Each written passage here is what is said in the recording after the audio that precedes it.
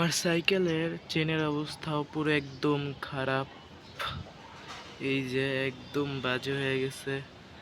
আমার ওই যে হাইড্রোলিকের ওইখানে আপনার ওই যে ময়লা একেবারে শেষ। এইগুলি সব ময়লা, এখানেও ময়লা। আসসালামু আলাইকুম গাইস, তোমরা সবাই কেমন আছো? আশা করি তোমরা সবাই ভালো আছো। সো গাইস, আজকে আমি আবার একটা লং ব্লগ নিয়ে চলে আসলাম। সো আজকের ব্লগটা হচ্ছে কি, আমি আমার সাইকেলটা পরিষ্কার করব সেটা নিয়ে। আমি আমার সাইকেল এখন গ্যারেজে আছে, সেইটাই গ্যারেজ থেকে এখন আমাকে আনতে হবে। আর এখন হচ্ছে আমার এই ব্লগটা ছাড়াও আমি আমার নতুন চ্যানেলে। সো লেটস গো, আমরা এখন আমার সাইকেলটাকে ছাদে নেই, ছাদেই আর কি ধুবো। সো যাই, আমি এখন গ্যারেজে নিয়ে আসি আমার সাইকেলটা। এই হচ্ছে আমার সাইকেলের অবস্থা, এই যে একদম করুণ অবস্থা। এগুলি প্রথমে আমাকে ধুইতে হবে পুরোটা, তারপর আবার ওকে গোসল করাইতে হবে। আমি আমার সাইকেলটাকে শুধুমাত্র পানি দিয়ে আর কি ভিজাইছে, এখন আর কি সাবান দিয়ে ডলতে হবে আর কি। যেই সাবানটা আছে সেটা দিয়ে ডলবো। আর ওইখানে হচ্ছে পানি ছেড়ে রাখছি, ওইটা দিয়ে ওই পানিগুলি দিয়ে ধুবো।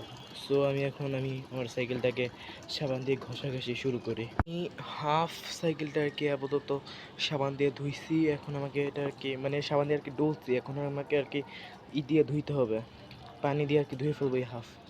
এই হচ্ছে এখনকার লুক।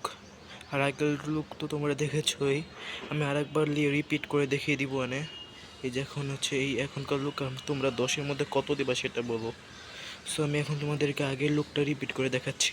সো গাইস, আমি এখন বাসায় যাই, একটু পরে দেখে যাবো কি আর কি শুকাইছে কিনা।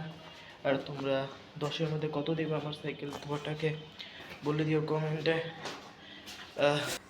আর তোমাদেরকে বলেছিলাম যে আগেরটা তোমাদেরকে রিপিট করে দেখাবো, মানে আগে যে ময়লাটা ছিল, ময়লা যুক্তটা, আর এখন ধোয়ার পর যেটুকু পরিষ্কার হয়েছে। আর তোমরা বলেই যে আমার সাইকেল ধোয়াটা কেমন হয়েছে। সো আমি কিছুক্ষণ পর ছাদে যাব, ছাদে গিয়ে দেখবো কী অবস্থা, তারপর হচ্ছে নিচে নামাবো। সো গাইস, আজকে আমি ভিডিওটা এখানেই শেষ করব, আর বেশি লং করব না। সো দেখা হবে আবার নেক্সট কোনো একটা ব্লগে। আজকে এখান থেকে আমি বিদায় নিচ্ছি, বাই।